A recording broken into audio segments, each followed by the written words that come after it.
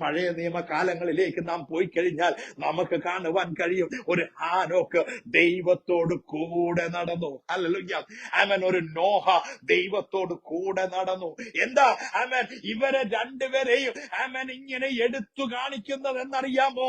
ആമേൻ ദൈവത്തിന് ഒന്നേ അറിയിക്കുവാനുള്ളൂ.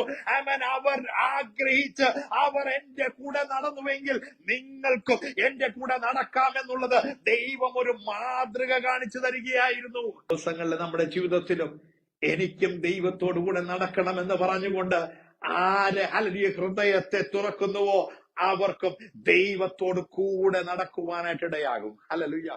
ഇന്ന് ദൈവത്തോട് കൂടെ അല്ല, ദൈവം നമ്മോട് കൂടെ. ഹല്ലേലൂയ. കാരണം ഇമ്മാനുവേൽ ഹല്ലേലൂയ കന്യക ഗർഭിണിയായി ഒരു മകനെ പ്രസവിക്കും, അവന് ദൈവം നമ്മോട് കൂടെ എന്നർത്ഥമുള്ള ഇമ്മാനുവേൽ എന്ന പേര് വിളിക്കപ്പെടും. ഹല്ലേലൂയ.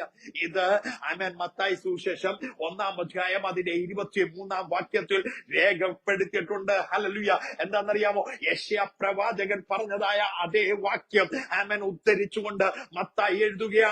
എന്താണെന്നറിയാമോ? ഒരു പ്രവചന നിവൃത്തി അന്ന് സംഭവിക്കുമെന്ന് പ്രവാചകൻ യെശയ്യാവ് മുഖാന്തരം അരുളി ചെയ്തത് ആമേൻ മത്തായി സുവിശേഷത്തില് ആമേൻ കർത്താവായ യേശു ക്രിസ്തുവിന്റെ ജനനത്തിൽ കൂടെ അത് വെളിപ്പെടുവാനിടയായപ്പോൾ പ്രവാചക സൂക്തങ്ങൾ ഉദ്ധരിച്ചുകൊണ്ട് മത്തായി എഴുതുകയാണ്, കന്യക ഗർഭിണിയായി ഒരു മകനെ പ്രസവിക്കുമെന്നുള്ളത് കർത്താവിന്റെ ജനനത്തോടുകൂടി അത് സംഭവിപ്പാനിടയായി എന്നുള്ളത്. ഹല്ലേലൂയ. എന്താ അതിന്റെ പശ്ചാത്തലം എന്നറിയാമോ? ആമേൻ ദൈവത്തോട് കൂടെ നടക്കുവാൻ ആഗ്രഹിച്ച ജനം ഹല്ലേലൂയ വളരെ തുലാം കുറവായിരുന്നു.